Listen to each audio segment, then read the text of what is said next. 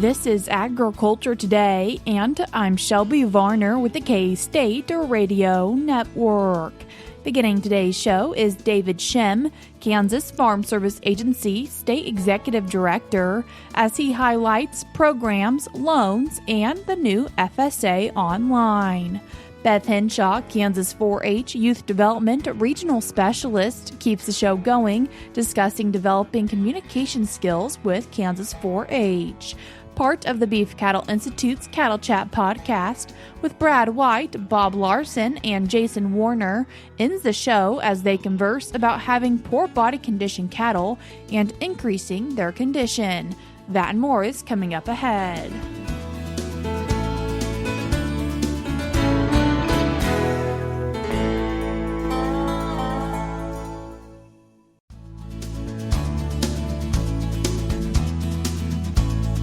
You are tuned in to Agriculture Today, and we start our Wednesday show discussing the Farm Service Agency with State Executive Director of the Kansas Farm Service Agency, David Schemm. David, thanks for joining us today.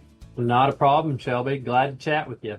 David, one thing that the Farm Service Agency is continuing to work on, the dairy margin coverage, and what is that currently looking like at the beginning of February? Well, a couple of highlights I definitely want to make for everybody, Shelby, is that 2026 DMC dairy margin coverage sign-up ends here at the end of February on 2/26. So a couple of quick notes on that. Tier 1 coverage on that has been increased to 6 million pounds from the previous 5 million pounds. And all dairy operations will need to update their production history. One thing I want to note for producers, there is a $100 administration fee on that. And then obviously the premiums will be based on what coverage level the producers want to choose. So just a couple of quick notes on that DMC for all of our dairy producers out there. And obviously, we would sure love to see some type of recovery in that milk price out there, because unfortunately here in December, that program was triggered at that 8-cent rate for December. So obviously our dairy producers out there are definitely facing challenges on the dairy side of it. So kind of just some quick points I wanted to note for all of our dairy producers. Also something with the Farm Service Agency, market assistance loans, and what are some of their highlights? Our market assistant loans, or MAL, is obviously a commodity loan that we provide for producers for their crop marketing year here. So they're a low interest loan. They can come into their local county office and apply for a MAL. Again, it's a low interest 9-month loan that we issue based upon what the loan rate is for the commodity, whether it's wheat, corn, soybeans, sorghum. I want to note briefly here, Shelby, that there's definitely we're seeing a lot more interest. All of our producers are fully aware and have seen a lot of those grain sorghum piles or corn piles out there. I've heard reports of elevators still being full of wheat. So MALs, producers can utilize market assistant loans. They can actually utilize them from commercial storage if they have a warehouse receipt from that commercial storage there. If they're in open storage, they definitely need to have that conversation with their commercial storage there. And of course, if they've got that grain stored in some type of bin or possibly these bags, plastic bags, there's also opportunity for them to get a market assistant loan on that crop and open storage there. This year here compared to last year, I do want to note that our market assistant loans here, they will come up for small grains, and that ability to get a market assistant loan ends March 15th.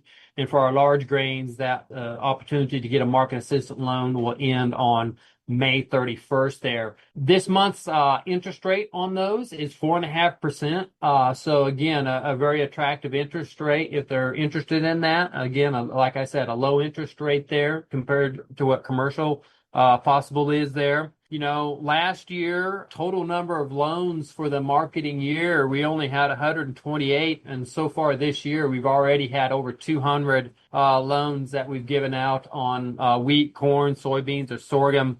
Double the dollar amount this year compared to last year. So obviously, we know there's been a lot of interest and still time for producers to come in if that's the way they want to do to help to cash flow or help their operation. And for producers using loans through the Kansas Farm Service Agency, is there a cap for the amount of loans they can have through FSA? So on the market assistant loans, there would not be. So again, if you're talking about our loan programs like an operating or a farm ownership, yes, we do have caps with that side of the loan. But with MALs, no. Again, it's one thing that possibly a misperception that producers can have is say they have, 15,000 bushels in a bin from a certain field. They don't have to get a MAL on all of those bushels there. They maybe only want to get a market assistant loan on 10,000 bushels there. So it can be a portion.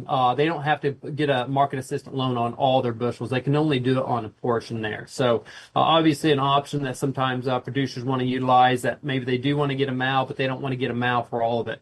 They can just simply say how many bushels they want to get a MAL on. And so we just have to go through a couple of steps. We again make sure that they've got that many bushels there, and then we can work with them.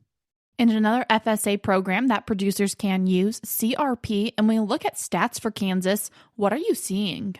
So CRP obviously is a great tool that Kansas and producers have used across the state here to help that conservation practice and help to conserve some of those possibly marginal acres or targeted acres there. But, it's a very important thing to many of our producers out there. Just some overall views of it here.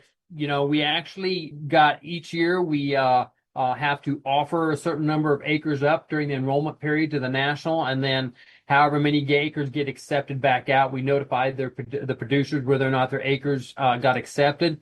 Kansas was actually number one in the nation this year with a little over 270,000 acres accepted into all the different enrollments of continuous general and grassland signups.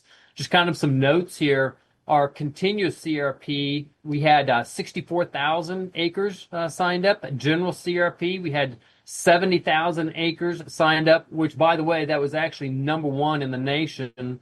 And then the grassland sign up, we had 136 million acres signed up in that. Kansas is fifth in the nation when it comes to acres enrolled in CRP, and that number is a little over 2 million acres that we have signed up in CRP across the state there. So obviously, total payout each year is roughly around $76 million that's paid out to producers in annual rental payments on CRP. So obviously, a very impactful program for the state there. But again, we wrapped up the enrollment for this last year, and we'll, as we go forward and looking for this year, we'll be notifying those producers if there's an opportunity for another enrollment in CRP acres. What do you think it means for Kansas agriculture and producers when Kansas's CRP participation, when ranked, is pretty high? Well, I think CRP has very much shown quite clearly the benefits it has to being able to make sure some of these highly erodible grounds or grounds more subject there we can preserve. But, also the flexibility within CRP. We have provisions there, especially when we get into drought or extended drought, that we can open it up to both haying and grazing. So obviously for livestock producers, that it's a critical, stockpile or reserve of feedstocks for those producers there to be able to access when we get into those situations there on our general CRP. And then obviously our grassland CRP, again, it provides incentives there on the grassland side of it as our producers do manage that and graze those lands to be able to, again, continue to enhance and provide benefits to the producers and to the, obviously the land as we're trying to preserve it from generation to generation. I think that's the key thing a lot of times that it is for producers is CRP truly is about preserving that land and making sure that we can pass it on to the next generation. As my dad and my parents always said to me, passing it on as good, but actually more apropos and better than what we received it there. So again, that's what our goal, and I think that's a key thing there for our producers. Give them a financial incentive to be able to do that too as well. As many things continue to happen with the Farm Service Agency, is there a modernization that's taking place to maybe help producers keep all of their things in one place? Absolutely, Shelby, and kind of hot off the press as the saying is, but here recently, and I think I mentioned a while back, I had meetings in December back at the national office in DC there, but it was a focus of continuing to embrace technology and modernization of FSA, of all of USDA there. So what was just kind of, like I said, hot off the press is basically a new portal, a new way for all of the public to be able to access all levels of the government called Login.gov, Login.gov. And basically what this is going to be is this is going to be a portal for our producers in particular to be able to access into FSA and their existing accounts. And obviously the goal is to be able to, view applications and certify and submit applications, track out your application and your payment status. So that's definitely what the goal is there. I would definitely encourage producers, if this is something they're interested in, go to Farmers.gov/account, and then that will help them to start to link that with their FSA customer record with Login.gov, and that will also help them to create their Login.gov account. But the neat thing about this is not just applicable, as I was mentioning, to USDA or FSA, but this is also something that they will be able to access Social Security Administration, Department of Veterans Affairs, IRS. Truly a modernization of the federal government to be able to give people tools to be able to speed up, process, and gain the efficiency to help us better serve our customers. David, I appreciate you taking the time to join us today. Shelby, thank you so much. Always a pleasure to visit. That was State Executive Director of the Kansas Farm Service Agency, David Schemm. I will link the resources that he mentioned in today's show notes on agtoday.net. We're cutting to a short break now, but we'll be right back.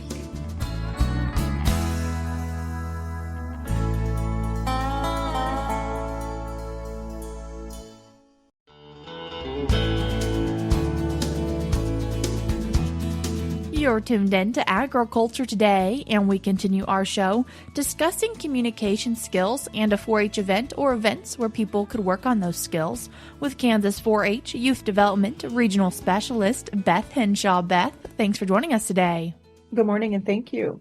Beth, when we're thinking about communication skills, when it comes to 4-H, what are some skills that you see youth being able to build? So there's a lot of opportunities for young people to build their communication skills, and they really start before we ever get maybe to doing a public presentation.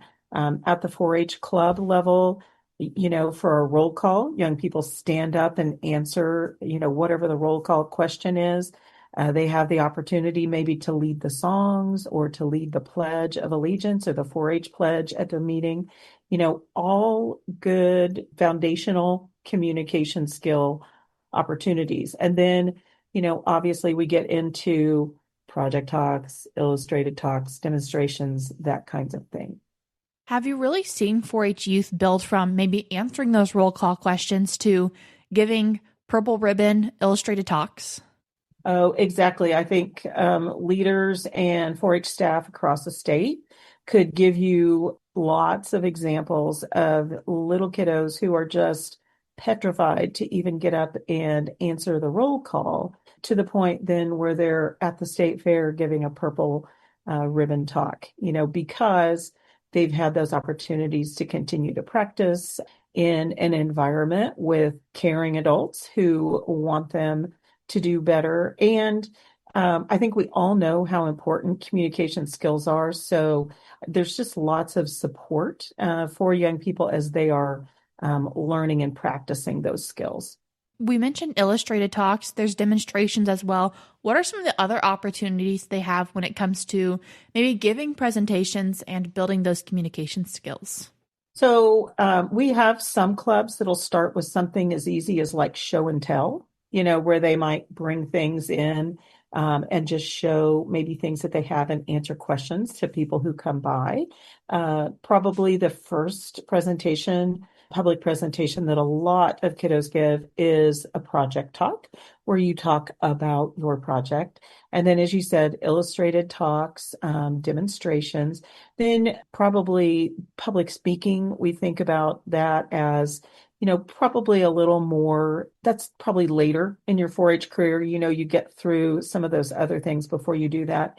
But, we have other projects too, like the arts. And so we have young people who are very interested in performing arts. And, when you go to 4-H Day, you'll see young people who are giving readings, poetry, prose, that kind of thing. And we actually have that as a class at the state fair also for them to do readings.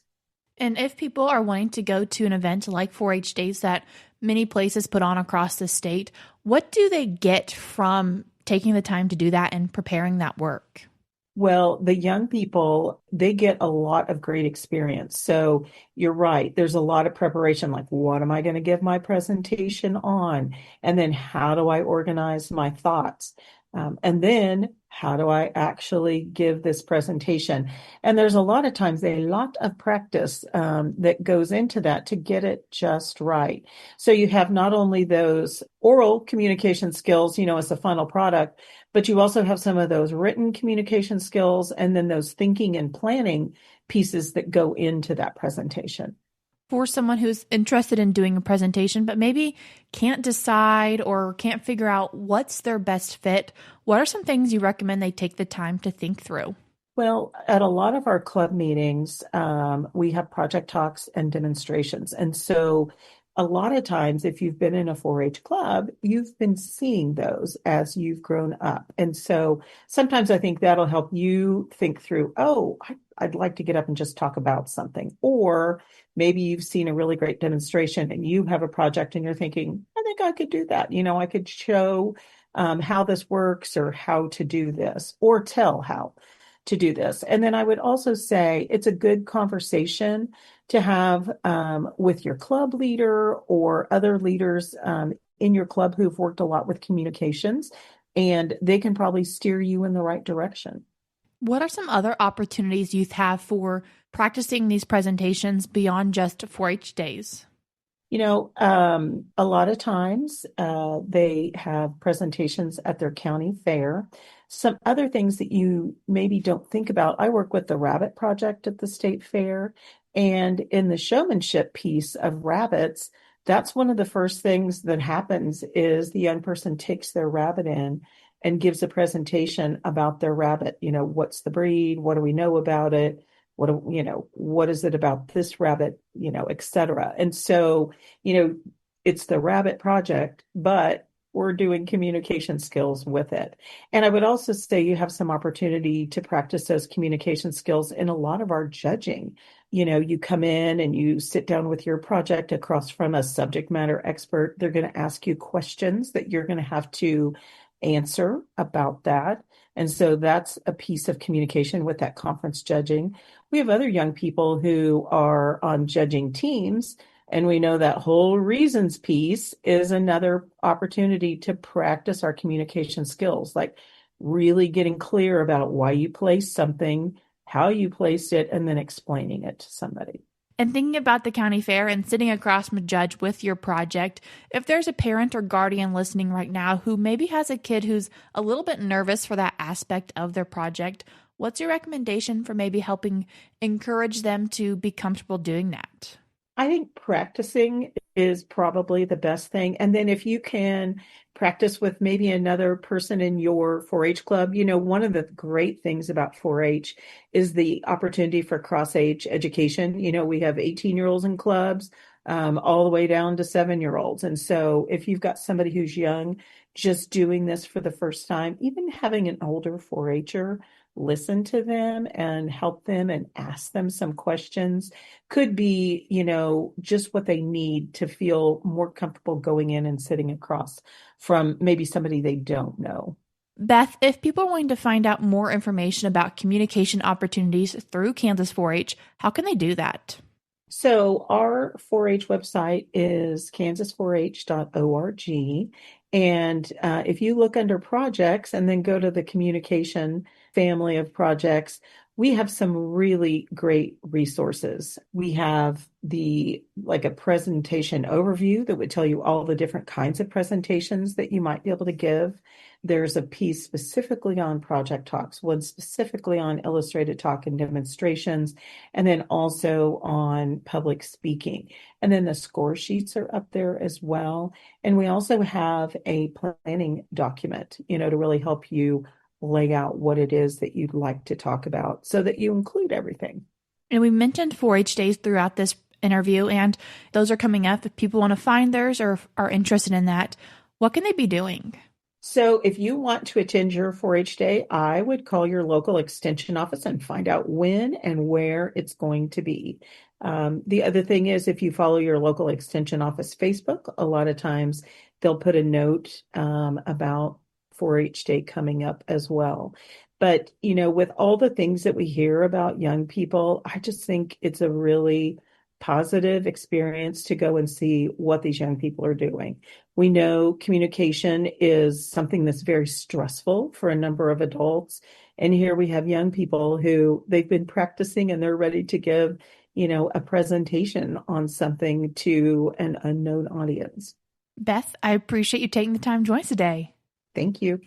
That was Kansas 4-H Youth Development Regional Specialist Beth Hinshaw.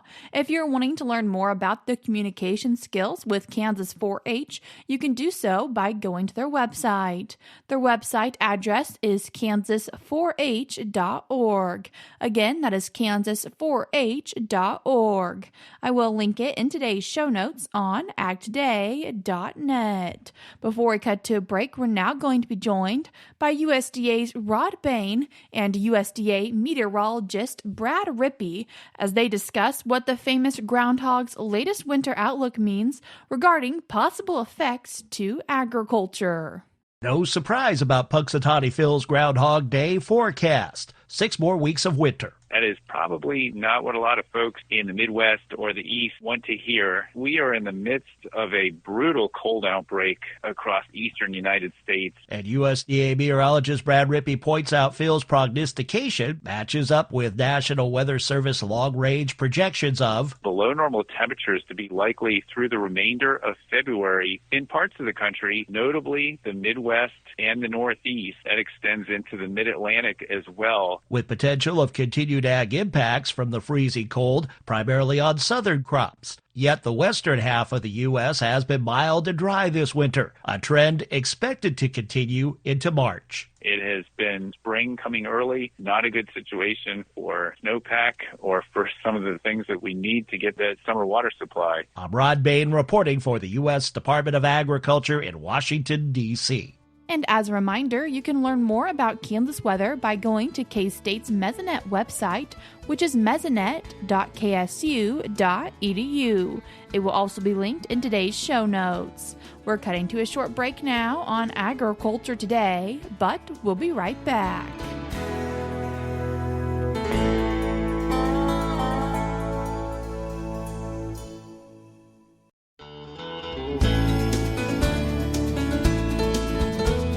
You're tuned back into Agriculture Today, and we conclude our Wednesday show with part of the Beef Cattle Institute's Cattle Chat podcast. And today we're joined by Brad White, Bob Larson, and Jason Warner.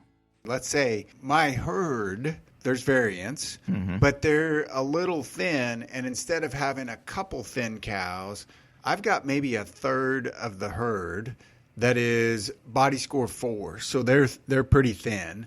And I need to know in my feeding plan, and I don't have enough cows to separate them. I know you're going to say we should probably separate them. I don't have enough cows to separate them. Should I feed the herd to bring that bottom third up? Or should I feed to the average of the herd and let the cards shake out where they may? Because I'm a little bit concerned that I'm going to be way overfeeding 2/3 of my herd. Does that make sense, Jason? Or Yeah. what would you recommend? Absolutely. I think that's a fair question. I think this is where if you kind of have a pretty good handle on what your reproductive rates have been like the last couple of years, that can give you a pretty good handle on whether or not, you really need to make a whole lot of changes to the overall feeding program for the average. If you feel like reproductive rates have been pretty consistent for you and you're really not seeing a lot of year-to-year fluctuation there, I think I would say on average there, try to keep the cow herd where you think it needs to be from an overall average basis, and let's not try to force that bottom third to really change, real dramatically. And of course, it depends on the time of the year when you're going to try to do that. And if you're maybe trying to make some changes 3 months prior to calving or 2 months prior to calving, it's a whole lot easier than trying to do it certainly after calving or right around the time when they're going to get started. Because if I got to move them a body score, how many pounds do you estimate a body score is? And then if I'm putting them on a ration to grow them, how many pounds can I effectively get a cow to gain as an average daily gain? On average, our data would say somewhere between 75 to maybe 80, 85 pounds per individual change in score. But of course, we know that there's going to be quite a bit of variation around that. But on average, that's where we are. So if we change it one score, that's what we would expect to be able to put on there.